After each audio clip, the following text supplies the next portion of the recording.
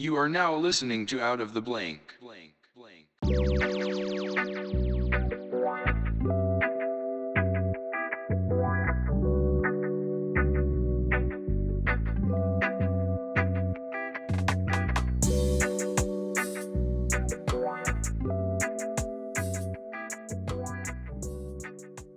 Welcome to another episode of Out of the Blank podcast. I'm here with Anthony Freeman.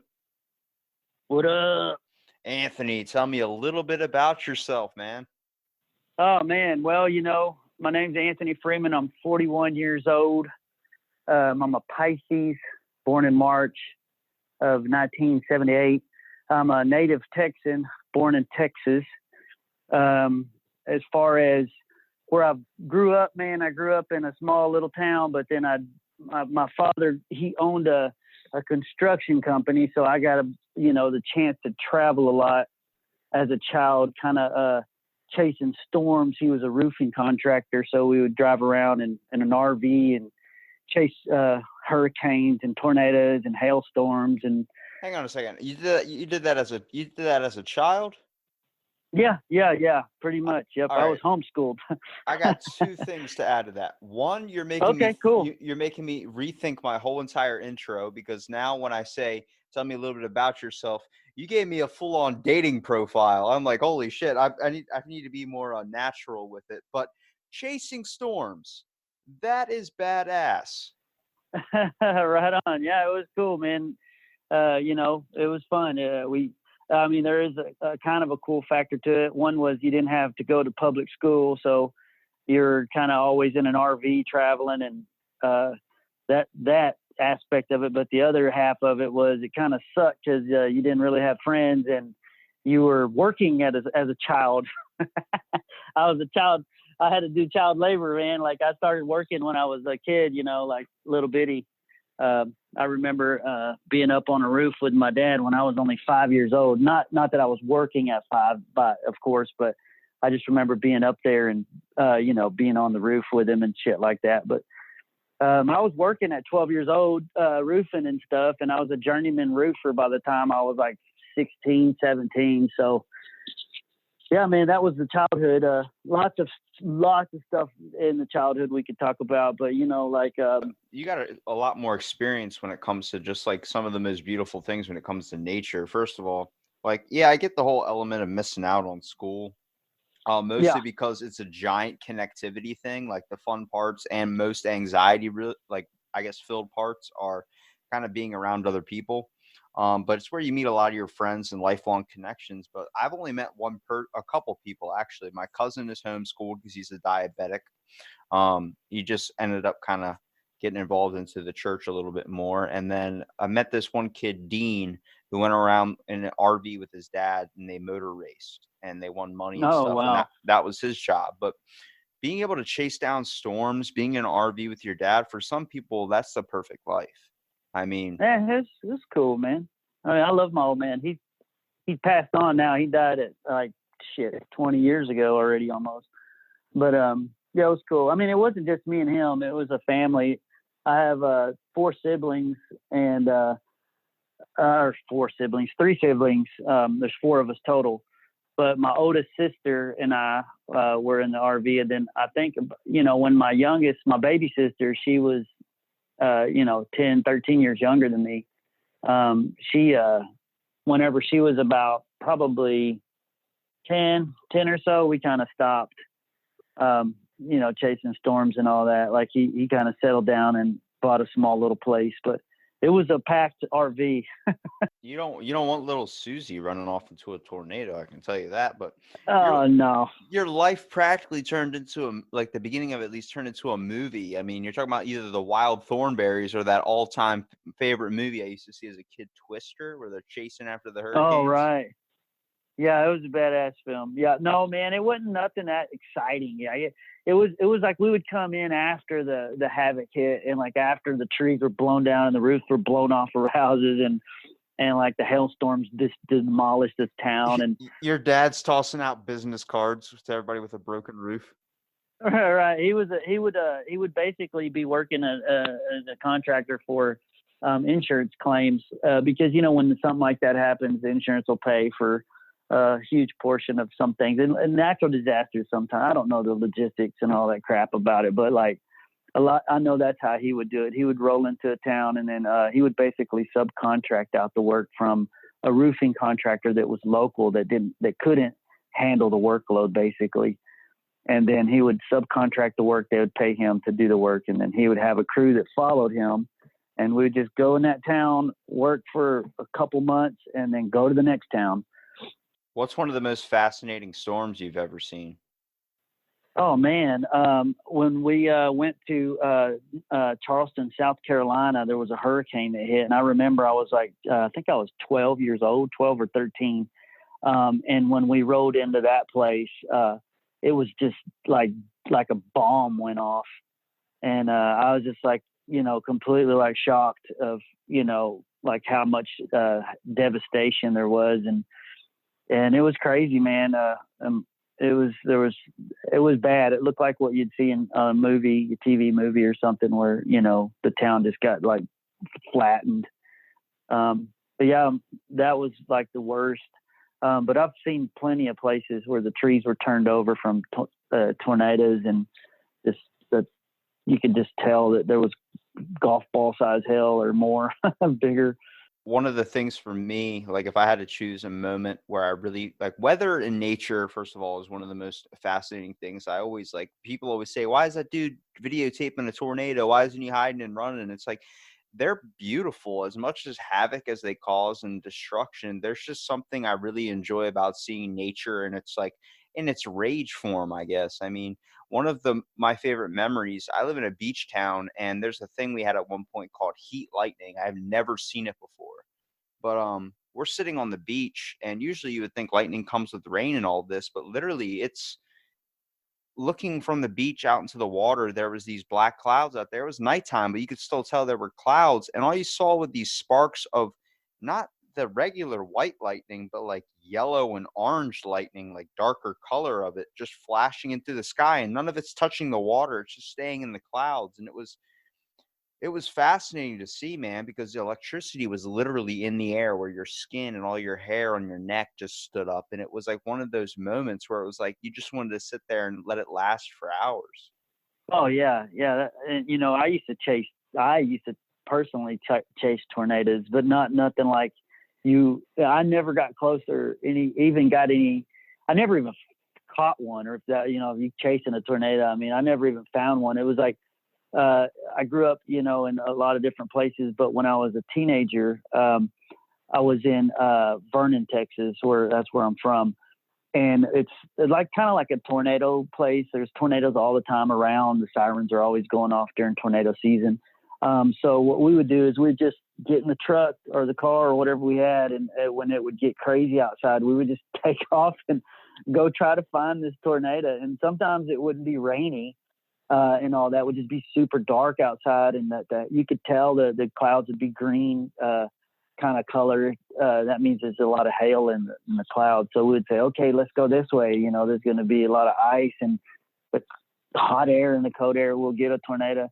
But I never found one. But I love the adrenaline rush it gave, to go try to find that and then put yourself in danger, because I mean, if you get caught, obviously, in something like that, you're basically asking for trouble. It reminds me of that scene from Superman where like he can get out of the car and help his dad, and his dad's just telling him to stay there so he doesn't show off his powers.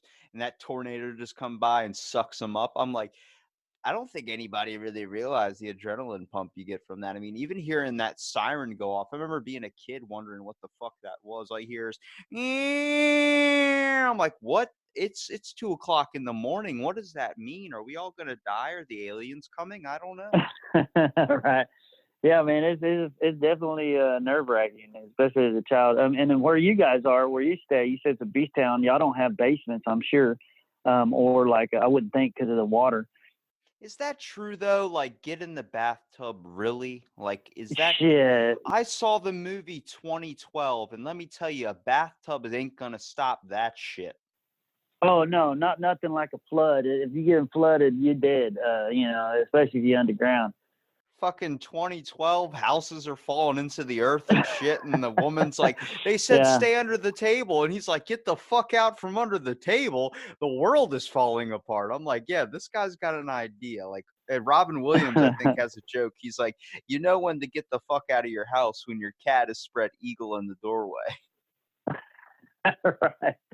Yeah, man. No, I've actually, didn't have a cellar or anything like that in a couple of tornado situations where it was like 3 a.m, and you can't go chase a storm or go look at it.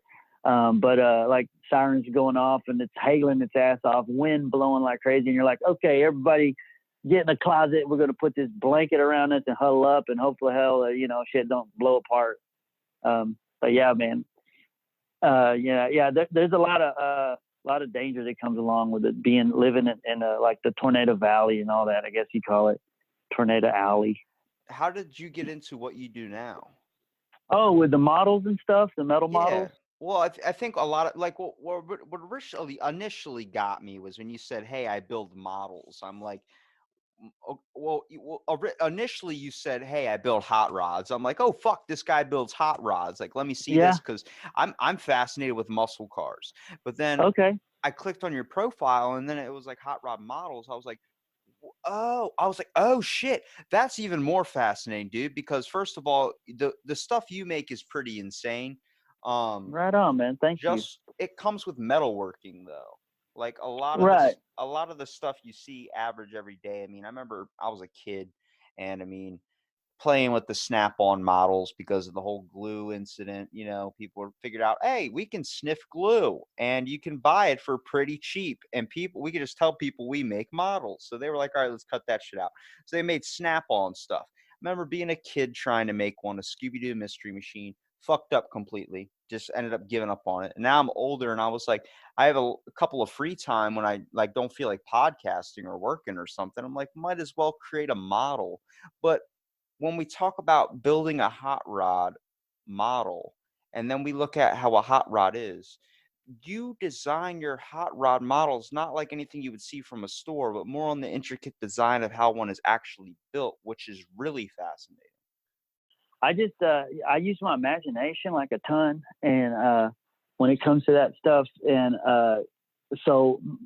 plus, I grew up in the Hot Wheel era, I guess you'd call it. Whenever you had to go outside and play, there wasn't like any kind of video games. I mean, the first video game I ever had was like the Atari, or it was called an Odyssey, and you had like one joystick, like an Atari setup, and it was nothing like the kids today. So like, whenever you got free time to play, what you would do is you'd either get your He-Man, your G.I. Joes, or your Hot Wheels, and you go outside and dig a hole and make tunnels and drive your cars through there, or else parachute your dudes out of a tree or shoot them with BB guns or do all that shit, like fun stuff when we were kids. But I grew up with Hot Wheels, man, and I always loved cars. And then when I got into like, my dad would constantly be like, hey, look at that. That's a 56 Bel Air, or, oh, that's a 32 Ford, or that's a DeSoto, or check out that Studebaker.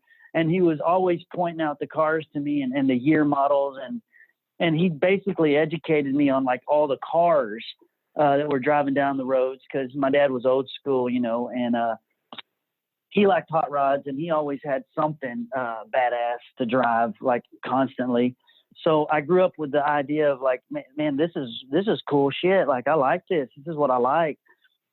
So I grew up with that, and then I grew up with getting models. I'd go to the store, Walmart or wherever, who had the models at the time, and I'd buy a model, and I would always go for the classics.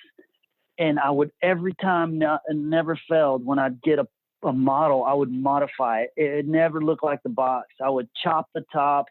I would drop it. I would chop the frame up, slam it. I would take different wheels from this model or that model. And I would just do all that with the models. And I was doing that before with Hot Wheels, man, believe it or not. I mean, Instagram is an awesome thing, man, because now you can see like all these different people's imaginations and their skill sets and all that with the creativity. And these people are doing these Hot Wheels, and they're just like fucking chopping them up and shrinking them and extending them and doing Bondo. And like, I'm like, what the fuck? Like, this is way crazier than what I did. All I'd do is changing wheels and stuff like that on Hot Wheels. But So I started on the Hot Wheels, but not to the extent of the models because the models were bigger and I could modify them Well, easier. they're difficult as shit to do if you're a kid. If you're a kid trying to do a model and you're able to actually do it with all the glue and precision, you probably can solve a Rubik's Cube in like 20 seconds. Me, I like getting the Hot Wheels really fast on the tracks and then not completing the track when I built it and then just flinging them off and hitting things, like hitting somebody that's sitting in Right. a chair. Fun shit. Yeah. Yeah, exactly. But yeah, man, I got Robbie. I got into the cars, man, because like I love building models, and I did it up until I was about 18 years old, and I had my first child when I was 18. My son, his name is Anthony. He's a second, and after I had him, I think I might have built one model, and it was just became like, okay, now you're a dad, now you got responsibilities, you got to get two jobs, you got to take care of your family, you got to put food on the table constantly, you know. It's like you just got to do the right thing, the adult thing. And the models were just kind of put there on the shelf and just got left alone. And I didn't build another model, bro, until my last son was born, and he's 11 now. And and that model was a metal model.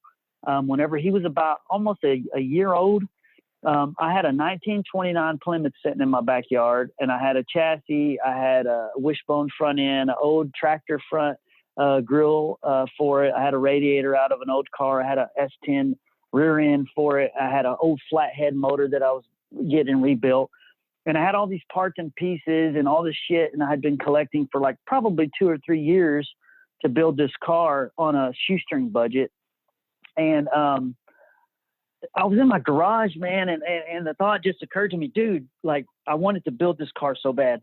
I was like, I guess I was fiending to build this car. So like this thought came to me, said, dude, just build a small one, a small version. And I was like, holy shit. Well, I looked around in my garage, and I had buckets full of nuts and bolts and washers, and I had all this scrap and shit that I've been collecting, and screws and all kinds of shit. So I was like, okay, that's what I'm gonna do. So I went inside, grabbed some construction paper, I drew out what I wanted, and then I just cut it out like a stencil.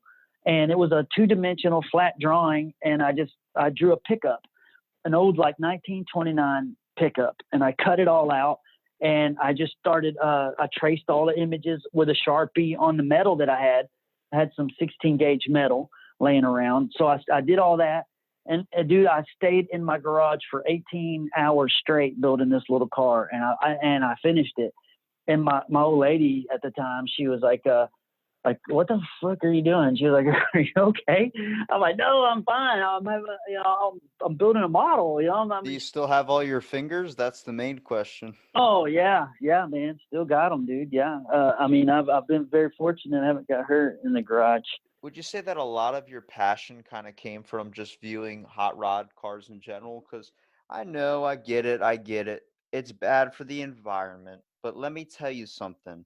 When you hear a nice muscle car just turn on an old style and you hear that, vroom, vroom, vroom, vroom, vroom, vroom, Oh yeah. dude, I don't know if anybody's dick gets harder than mine when that happens. Oh well, It upsets me because my great grandfather, ended up like when he was like in his 90s in Baltimore. I would go up and see him, and he was ended up living alone with a couple of birds. And down the street there was a woman that kept her cars covered, and I could tell under the hoods. I was like, she's got some really old style cars with the classic muscle car body style. Because around, I think it was like the 70s and like late 60s, it's when a lot of even the non-muscle cars kind of adopted that speed coupe body style.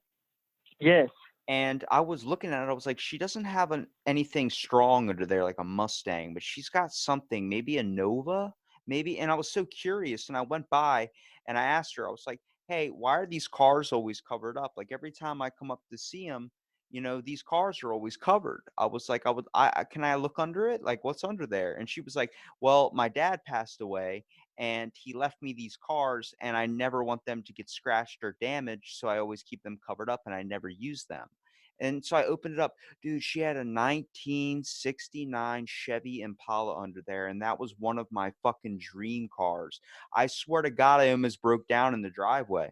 I'm not a huge car guy, but I saw that and I was like, holy shit, like, can I drive it? And she's like, no, no, no, not even close, not even close.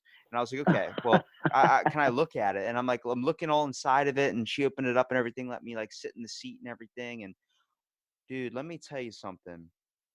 That car, there's just something I really like about an old muscle car, or not even a muscle car, just that style in general. The bench seat up front is one of the most interesting things to me. Like, you know how many times I've been caught in the middle of, trying to get it on with somebody, and that freaking glove box or something is right in the fucking Oh middle God, of the yeah. middle console. I'm like, God damn it, I got a stick shift in my ass or something. I'm like, you know how easy it'd be to have a bench seat, like let somebody out of the car, you just kind of whoop, slide right over. There you go, and pop the door open for you. You get the I fucking tell you what, man, those dudes who were making those cars back in the day, I'm pretty sure they had all that in mind.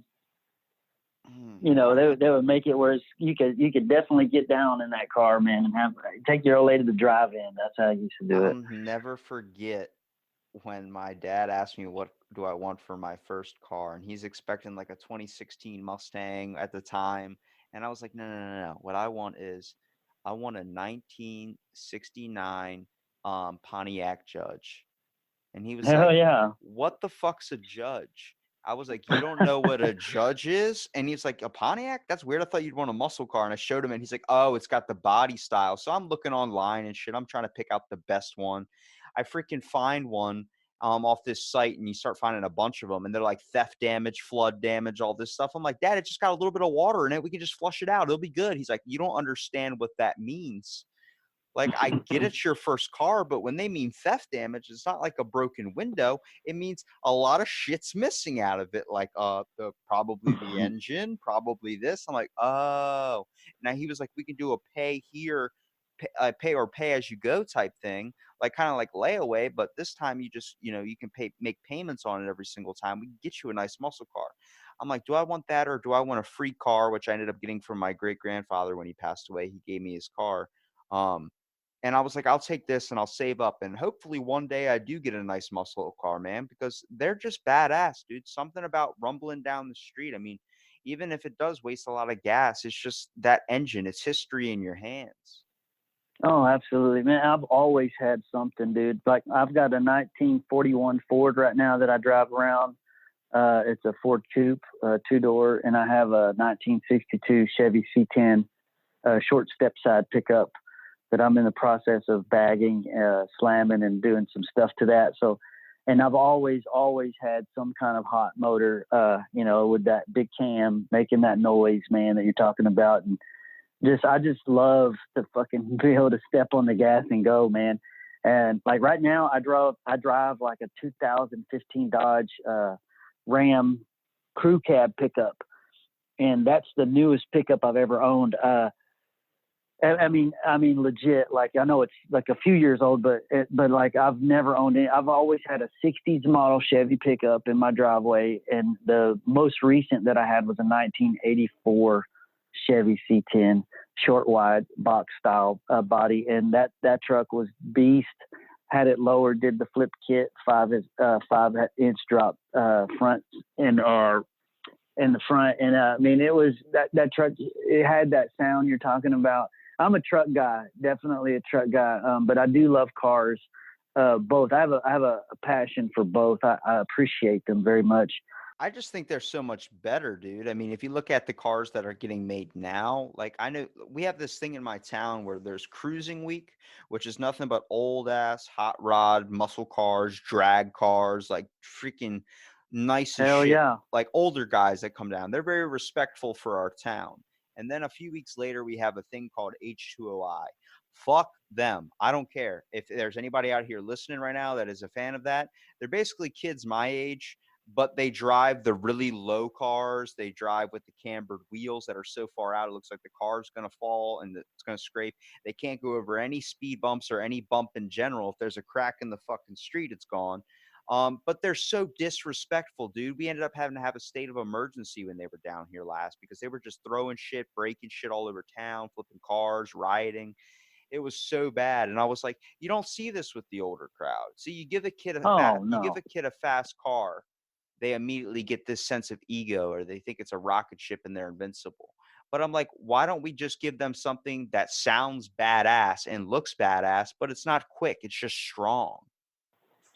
Sure. Yeah. I think a lot of it has to do, I mean, not to, say that you're not 100% on that, but I think a lot of it has to do with the way a child's raised, man, like with respect and stuff. And I mean, if you're in any car, in my perspective, from my perspective, is you can have the wrong person driving that car, and that gives everybody a bad name. And I rode motorcycles too, growing up, and dirt bikes and Harleys and all kinds of shit like that. And it's the same thing with it's that old saying, one bad apple ruins the whole bunch, or whatever, however that goes. But yeah, man, like when it reflects into it's going to reflect into your models too. I think your models are going to pick up steam with the more popularity it's getting with how things are being thrown back. When I mean being thrown back, I mean we're seeing people, millennials especially, like kids my age and younger, that are starting to grab things from the past and revamp it into the now. Everything's right, making a yeah. full rotation. I won't be surprised if sometime soon we start seeing bell-bottom dresses everywhere. But Oh, sure. it's going to go in a weird route, but I think people are going to start having a more appreciation for older stuff because they're being so obsessed, and then the younger kids that are coming up are going to be even more obsessed with it because their parents were all into it, and it'd be like a bonding experience.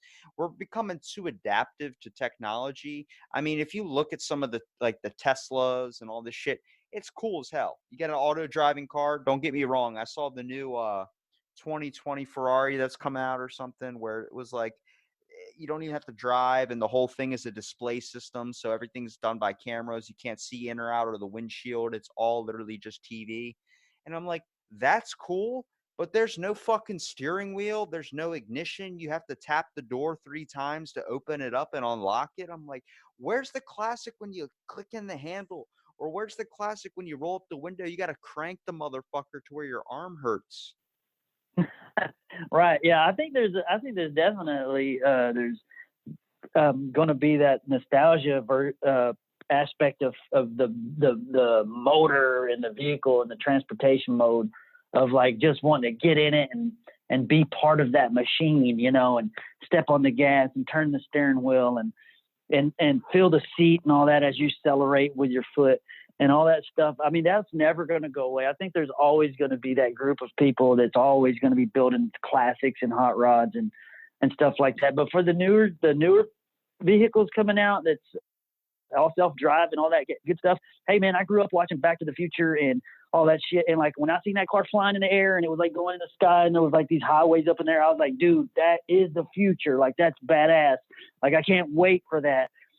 So I'd probably be on board with that too. I mean, as long as it's safe, I mean, if we put me in a Ferrari or some kind of car that would like drive itself and I could just sit there and bullshit and I'd be like, yeah, let's go, shit.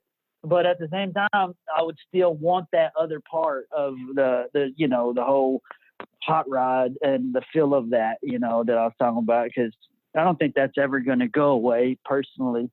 I think it's that aspect of like when you see all the futuristic stuff, and then you see where we get at, and we're not really we don't have flying cars. It still would be cool to have flying cars, but we have auto driving cars, and like that's not good enough. And it seems like we're doing the wrong way of kind of progressing.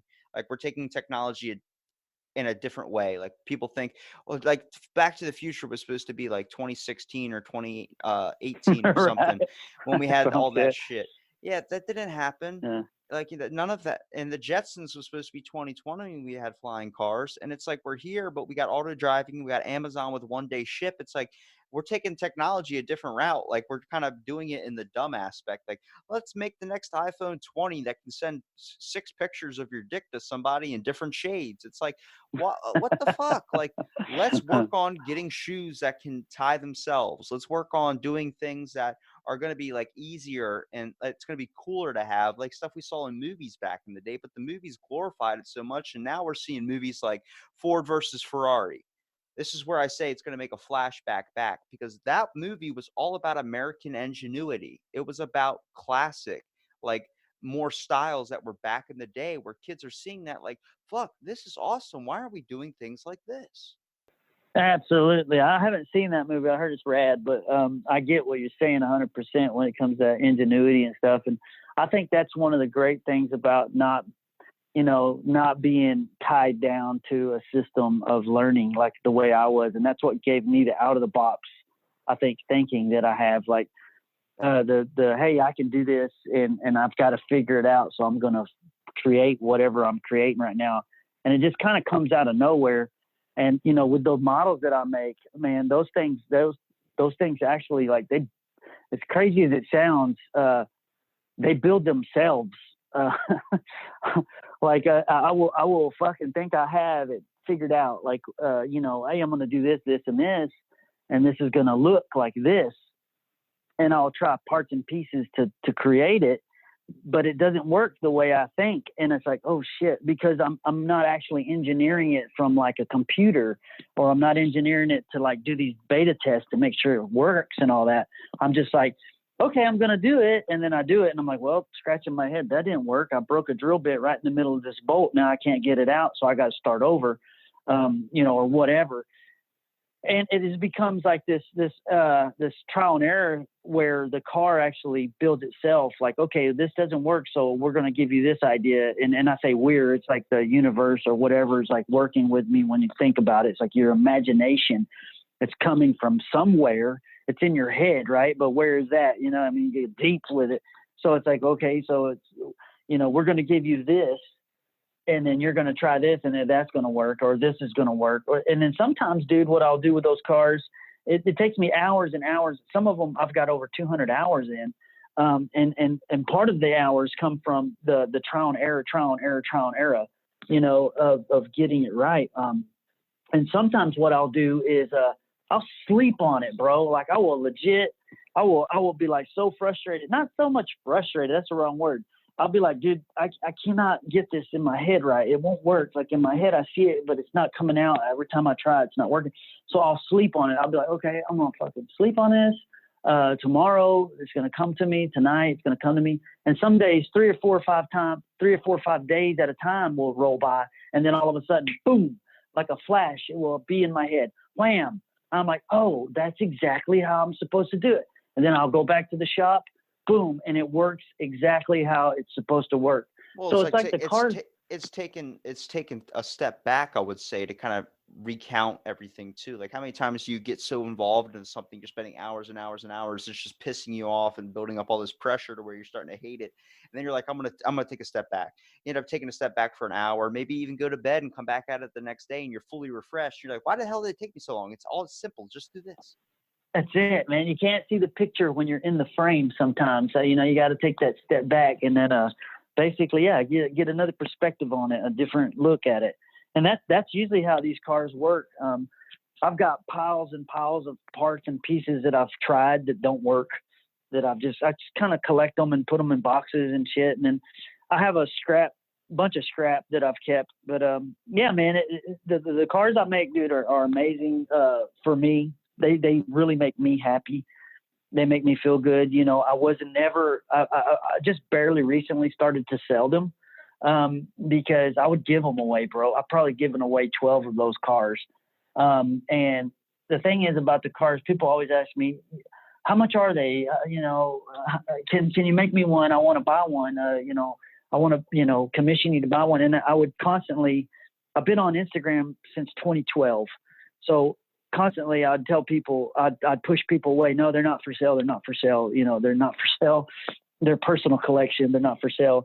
And then I'd give them away to people whenever I'd see somebody or meet somebody that just their face glue and it lit up and they were just like so excited at what they were looking at. And I'd be like, man, here, take this, or here, a female, take it. It doesn't matter male or female, just take it. Here, if it makes you that happy, I want you to have it. Because I want this to be appreciated as much as I appreciate it, and I think whenever you put a dollar amount on your artwork or something like that, it changes the feeling of it to me personally, because then I'm like, okay, now I'm setting a value of myself and on something that is basically priceless to me, because I don't build it for the money. I don't build it like, okay, this is going to be X amount of dollars and I'm going to put all this time and effort into it. And I'm going to go through all this work or whatever you want to call it, to get it out there in the universe, to put it in reality, to take it from nothing to something, to, now here you go. You're an artist. That's the thing. See, when someone creates something and they're truly passionate about it, they want to do their best amount of work. It doesn't matter how much the price is. It doesn't matter whatever it is. You want to show the best of yourself. You got to invoke yourself into your art to truly give two shits about it. How many times does someone get commissioned for something and they just do it because they're getting paid to do it? Do it because you fucking love it. I say you can live a life of doing something you hate and be really, really good at it. But is it worth it if you hate it?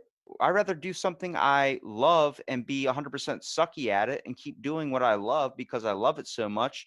And I would be a hell of more happier. Absolutely. Yeah. And the shitty part is, I still have to go to work. I still have a job. I work as a glazer, which is a guy that does glass and builds buildings and all this shit.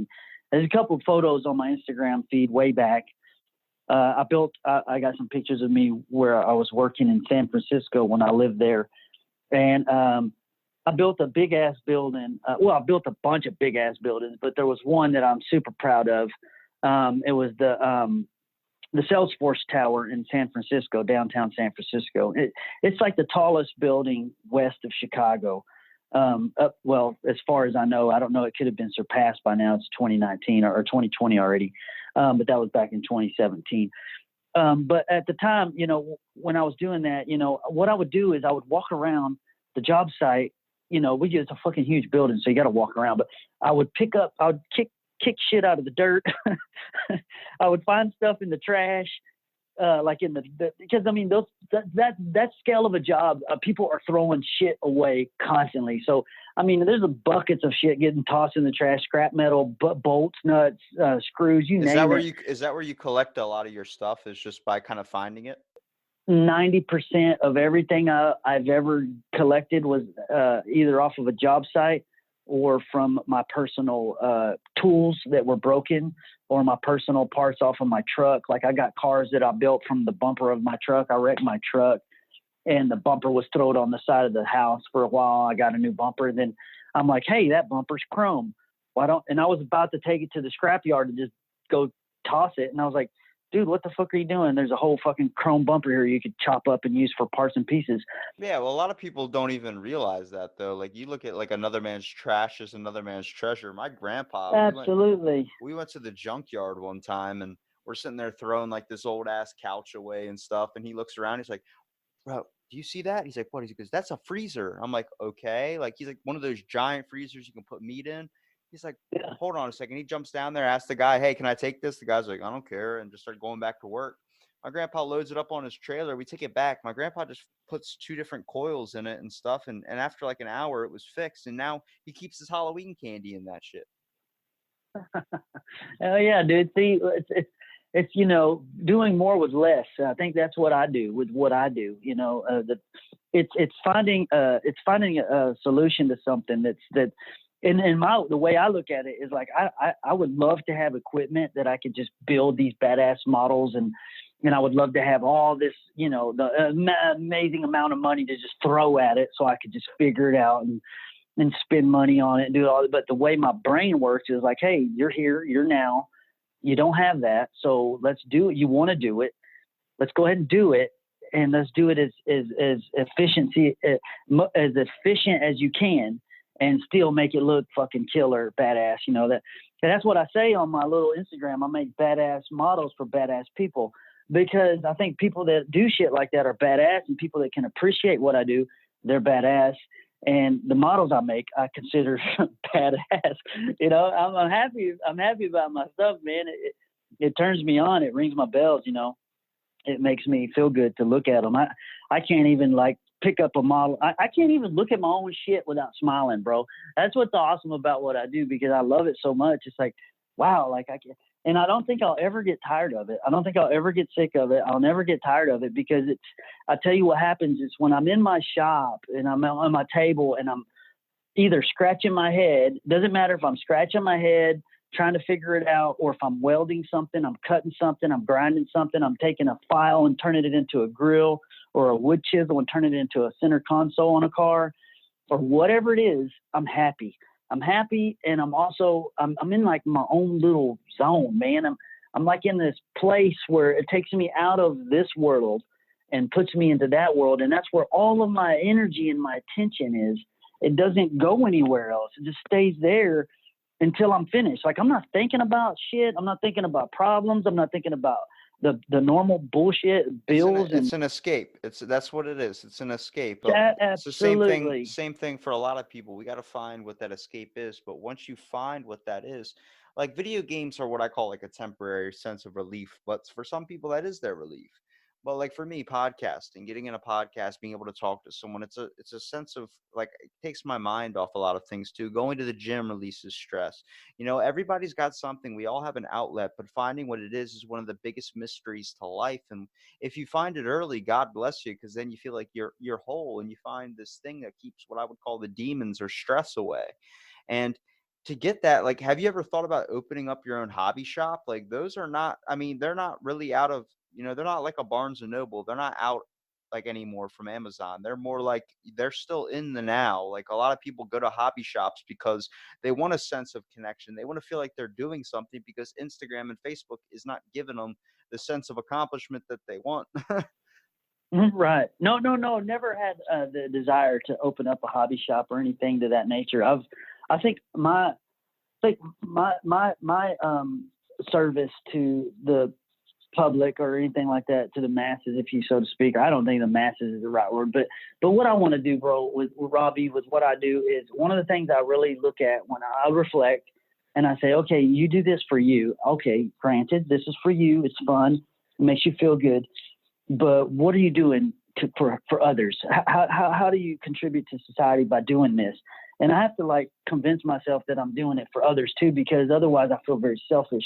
So I say, well, this is a creative process that I'm in, and what it does for me, it helps me to inspire others to create. Because if somebody sees what I do and they say, holy shit, this dude just badass made this fucking little C10 Chevy pickup out of this crap that he look, it's like some screws, a nut, some bolts, some washers, he's got the bumper off of his truck to make this, and it's like, if he can do it, I can do it. If and that to me it's invaluable. That is priceless. Like if I can offer somebody the inspiration that it takes to find that thing that you're talking about, that thing that gives them that drive to say, hey, I found something that I can really appreciate and I love, and it takes me out of this world into my own little meditative state or whatever it is. It's to me that's why I do it. Besides that's how I feel like that is the main reason I do it, because I'll be honest, bro, there's like a bunch of negativity in the world. It's a 50-50, man. It's a 50-50. No matter how you look at it, slice it, it's a 50-50. So, Well, hang on a second. I gotta hit on that one for sure. With okay. the negativity aspect of things, I try and tell people all the time that life is shit.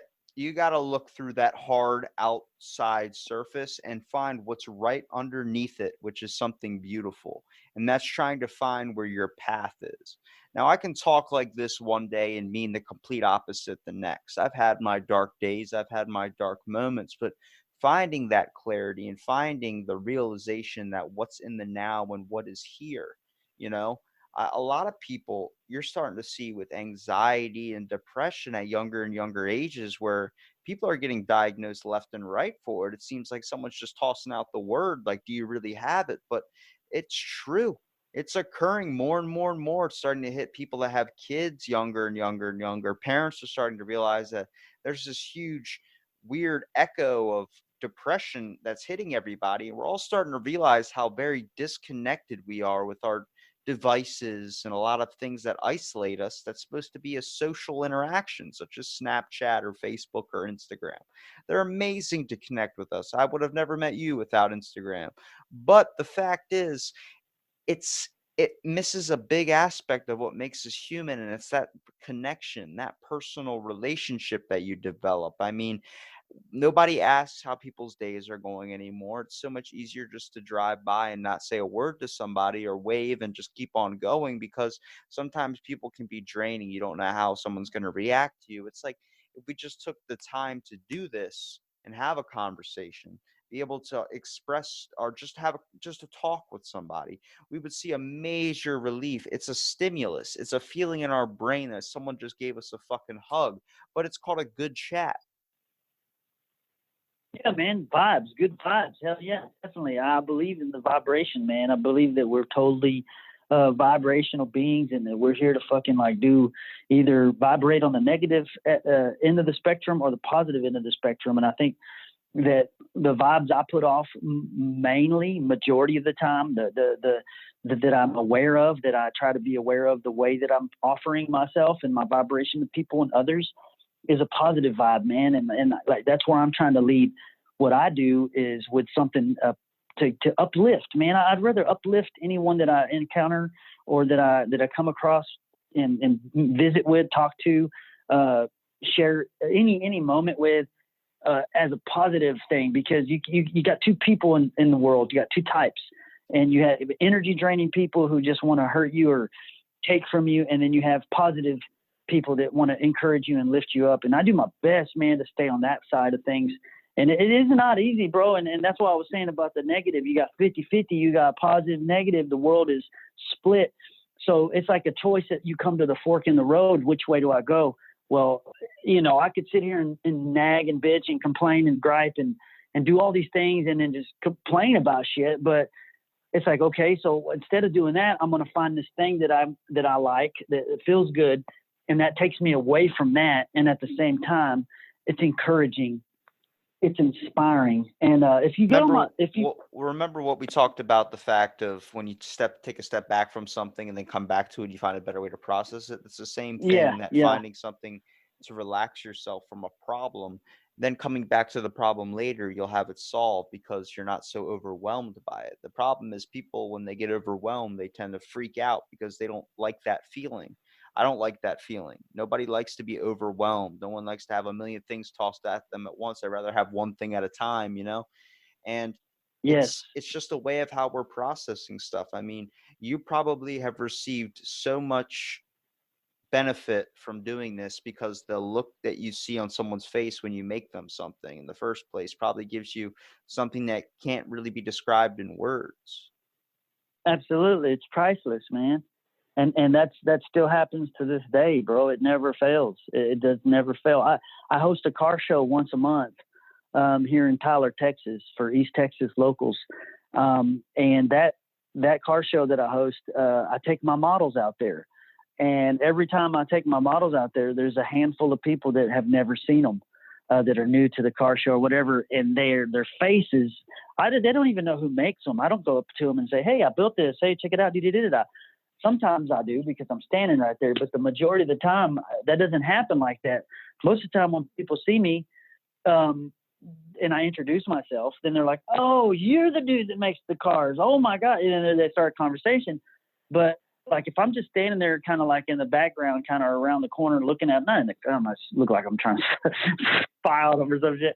But if I'm just standing there and they don't know I'm standing there and they don't know I made the cars, I can look at their face and they're just in awe. They're like, wow, they're picking it up, looking at it, finding screwdrivers, finding pair of pliers that are in there, finding stuff. They're like, oh my God, that's this or that's that. And they're usually a group of people around the cars talking, but it never fails, man, that they get this look of just like, it's like a look of awe almost. And I think that's that inspiration that they get. Like, and I've had several people, multiple times say, I'm going to make something like this. I'm going to do this, or I'm going to do that. And I'm like, dude, do it. Like 100%. I said, dude, go home and start tearing it up, bro. I said, because I want to learn from you. I want to see what you do to encourage me, to inspire me, because it's within all of us. I'm no different than you. The only thing is different between me and you is that I'm actually taking the time to do it. That's the only difference, because once you start, it ain't gonna build itself. You just got to do it. And I say that after I say they build themselves, but yes, they build themselves. That's not what I meant. But they are going to build themselves, but they're going to use you to create it. You're the body. You're the vessel. You're the one. You have to put in the effort to be able to get the product out of it. I mean, if I look at something, if I buy a model and just let it sit in the fucking box, it's just going to sit in the box. But if I buy a model and I start building it, it's going to turn into something, but it's going to be a lot easier too. You'll find the pieces click together. Like when you're doing a puzzle, you'll find the pieces fit perfectly. And you're like, oh shit, this isn't that difficult. It just takes the time. Sadly, we live in a fast paced world where people's time is so valuable that if they're not doing something every single second, if they're sitting for a minute, it's a waste of time. When really that's what we need is to sit for a minute and realize that this life is meant to be, it's like a drink. It's meant to be sipped. It's not meant to be chugged. You know, if you start burning the candle at both ends, next thing you know, your glass is empty and you got no time left. Yeah, you're absolutely right. You nailed that, man. And I do my best to take it easy and settle back, every once in a while and reflect. And, I was 31 years old before I started building these little models. And up until then, I was pretty fast paced. I had always 2 or 3 jobs. As a matter of fact, when I built my first model, I had a company that I had called Anthony's Construction. And I was working like all the time, constantly building, doing remodels and building kitchens and bathrooms and roofing houses and putting in windows and doors. I mean, just staying busy all the time. And, that's what was driving me so nuts is I didn't have time to build the 29 Plymouth that I had sitting in the backyard. And then, since then I've been able to actually take some time to slow down and spend on almost like a meditative state. It was my, it's kind of like my release to do that. And that's my reflection, the way that I can chill and not rush through life so much, cause I mean, I had a young family. I started out young, man, 18, first child. And then he's 22 now. And I got a 19-year-old daughter and an 11-year-old. So I was pretty busy with family and work and then the cars. And that was basically it. Nothing else kind of took precedence over my time. Just having a family and doing things and work is a lot of time. That takes a lot of time. Now you're catching up with doing something you want to do as well. I mean, now that they're older, you have a little bit of space, even though you still got some young ones in the house, but you have time to kind of find the things that you want to be doing too. I know so many people that had to grow up and lose their moments of trying to find themselves. Like my grandfather, for instance, tells me of the time like his dad died when he was 18 years old. He was in the military, so he had to go home and feed his whole entire family. He had to be the man of the house. He had to take care of his little sister. He had to do all these things. He didn't have a childhood. And I see him now at the age of 70 playing with his granddaughter or something, and he's a kid. He's playing fucking Legos and eating Halloween candy, and we're just looking at him like, what are you doing? And I'm like, he has the mentality of a kid because he didn't have that at his age. He didn't have the time to go party and do all he want for as long as he could until he was older. He had to grow up fast, and it happens. Sacrifice. Absolutely.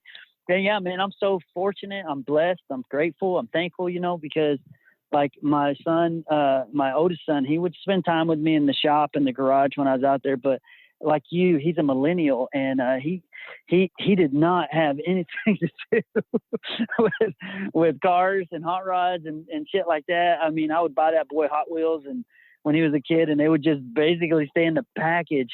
And I'd be like, oh my God, it's totally not like when I was a child, but he's into video games and all that stuff. And he went to college at the Academy of Arts in San Francisco to be a video game designer. So, I mean, that was his passion. And I 100% support him and push him in that direction because I want anyone, not just my own children, but I want anyone that's passionate about something to pursue it and have some encouragement and support on the way. But man, I tell you what, my 11-year-old, my boy, he's in the shop with me all the time.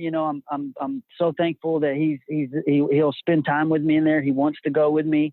He knows how to use the bandsaw, the sanders, the drill press, the lathe, the mill. I mean, he's like in it. So like I give him he'll go in there and he'll start making swords and all kinds of shit, guns out of stuff. And he's like, the only thing he doesn't really know how to do real well is weld. And I'm going to get him involved in that more. But when he's in there, like he gets in his zone and I'm in my zone, and it's not like he doesn't ask me, hey, dad. He's just like, he knows I'm doing what I'm doing, and he's like, basically doesn't even ask. He just takes whatever he's doing. He starts working on some stuff, and I watch him, and he's safe. He puts his gloves on, his safety glasses, his ear muffs if he has to, and he does his thing. Or he'll go outside and shoot his BB gun at shit and throw knives and Chinese stars. So there's a huge difference between him and my first son, and that is, I let my first son. He had a Nintendo controller in his hand at the age of 2 years old. He grew up with it like that, and up until the age of 12, when my youngest was born, he was on front of the TV, in front of a video game, Xbox, all that jazz. Well, my 11-year-old dude, he's never had a video game console. We don't even have TV in our house right now. I know I'm like one of those people. We don't have TV in our house. My son gets the YouTube events like occasionally after he does his homework, he does his school, and he does his exercises and all that good jazz. And then like today on a Sunday or Saturday, whenever I'm not at work and I'm in my shop all day, he goes with me and he hangs out there with me. So he's a different, like he's almost like a generation like what I was. I didn't have TV. I didn't have video games. I didn't have all that shit. He's got a bicycle, a skateboard. He's got ninja stars. He's got throwing knives. He's got hatchets. He's got G.I. Joes. He turned out that way because of the way you've changed as well. The way you kind of went with your first kid, and then finding out later you started incorporating him into the stuff you were interested in. He's picked up a lot of stuff you like. Same thing with my dad. Absolutely. My dad, my older brother, is my half brother, so we have different dads, but he came across my brother when he was little, so he didn't know what to do, and he found music. That's what my mom was passionate about, so he picked up on that. But then when I came around, my dad just started bringing me camping, and next thing I know, I have a passion for camping. Fall into it, and it's almost because you've been fed it.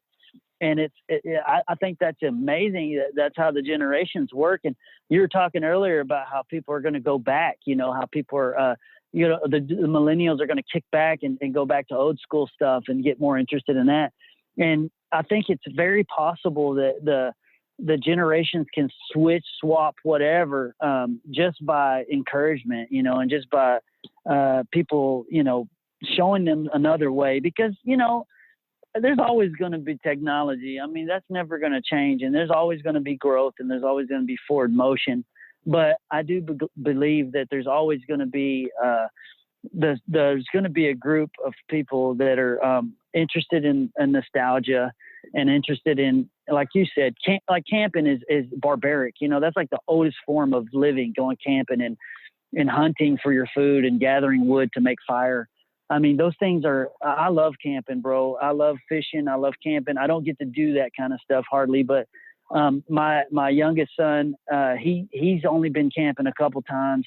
But I think there's always going to be that group of people that are going to keep that in the circulation of generation. And like your son, when you have children or daughter or what have you, will probably most likely want to go camping with you if you're still doing that type of stuff. Definitely don't want them getting into podcasting. Holy shit. That's the one person I'm keeping out of that. I'm like, no, you know too much. You know too much. I always tell people, because everyone always asks, like, why don't you get your family on the podcast? I was like, my family's the one people I cannot podcast with, only on the aspect of I already know them. So talking to them, if I'm like, so what do you like? And then they're like, you fucking know me. I'm like, oh, that's right. I know what you like. I know every dirty secret about you too. So don't piss me off. Right. Yeah, man. It's a totally different environment when you're talking to people that you got their secrets, all their skeletons in the closet. I definitely like to think I open people up on this thing, though, because making a natural conversation, the whole aspect I want to show people is that it's not that difficult. No, man, it's not. That one of the things about me, bro. If you ever people that meet me or whatever, they know I like to talk sometimes, man, and I've been kind of clowned on a few times for it. Like, dude, you talk. I have a lot to say sometimes. Well, I mean, you're a man with a lot of opinions. You definitely talked a lot in this episode, but I think it's really just going to show people what you like and what your thoughts are, which is, I mean, they hear me talk all the time. People think, like, when I listen back to an episode, like, I don't know how many times I get a guest that has been on, and they'll say something like, "Oh, I hate how my voice sounds. It's so weird." I'm like, you don't think I have the same feeling? Like I hate how I sound. I hate everything about hearing myself. But you know what? I do the podcast, and I really enjoy the conversations I have with people, much like yourself. And I mean, it's interesting. This I've never had anybody that has done anything like this before too. So that was cool to figure out some more stuff about you and your art in a way too, man, because it's truly inspiring. But I do have one question. Oh yeah, for shoot. Where the fuck did Bonehead come from? Oh, Bonehead's a nickname I had as a child. Yeah, so I had an uncle, Uncle Tommy, my dad's brother, and he used to call me Bonehead constantly. That was like he never called me Anthony. He never called me Tony, for Tony short for Anthony. He just always called me Bonehead. Like, and we spent a lot of time. We had my uncle Tommy and my dad were next to each other. My dad had 9 brothers and a sister, and my dad and my uncle Tommy were next to each other at the bottom. They were the youngest, and so we spent a lot of time growing up together with cousins in that same age group. So anytime I would be at my uncle Tommy's house playing and hanging out with everybody and going, we'd do fishing and camping and all that shit. I was never Tony around him. It was always Bonehead. Hey, Bonehead, Bonehead, just constant Bonehead. And that was my nickname. That was just the way I grew up, and it never failed. That anytime even to this day, if I was to go see him right now, he would call me Bonehead. I'm 100% sure. Haven't seen him in about 4 or 5 years, but if I did, I'm positive I'd be Bonehead still. Hey, we're practically our nicknames are the similar. Yours was Bonehead, mine was Knucklehead. So. Oh, see, there you go. That's if it would have been Knucklehead growing up, it'd be Knucklehead's Corner. Yep. See, let me tell you something. When I had, I was an idiot back in the day. I'm not gonna lie. When you take an axe can and you give a kid a lighter, you bet your ass he's gonna start making a torch. Yeah, and I think that was part of me too. I was a fucking bonehead, like legit. Like I was always getting hurt. I was always climbing trees, and I was always doing shit to get my ass whooped with a switch. And we used to be old school, man. We used to get our ass whooped with a switch and all kinds of shit. But I was always getting that end of the stick. So I think part of that bonehead came from my Uncle Tommy called me Bonehead because like you're being a bonehead, dude. You're about to get your ass whooped again. And I have to say I think that's part of it. But yeah, I was definitely an idiot growing up. Like not just that, some of the most risky daredevil people turn out to be the best. I mean, Evel Knievel didn't get his whole popularity from nothing. You know what I mean? I always say like I'd rather take a risk than not take one at all. Absolutely, man. You're gonna lose if you don't try, for sure, 100%. Well, I really appreciate you coming out and doing the podcast, Anthony, or should I say Bonehead? Yeah, Bonehead, Anthony. I would literally like if you want to promote some of your content so people can find your awesome work. Hey, man. Yeah, absolutely, man. If anybody wants to check me out, dude, I'm at Instagram on boneheadscorner _TM. And if you want to find me on Facebook, it's just Bonehead's Corner. If you do a Google search, Bonehead's Corner, you'll find me, images or whatever. And yeah, dude, that's me. That's who I am. That's what I do. I'd love to do it for a living. Hopefully someday it'll take off to become my artwork to keep me to keep food on the table. You feel me? Do you want to sign us off, Bonehead? Yeah, man. I guess I could do that. So this has been Bonehead with Bonehead's Corner and Robbie from Out of the Blank. We love you. We appreciate you. Peace.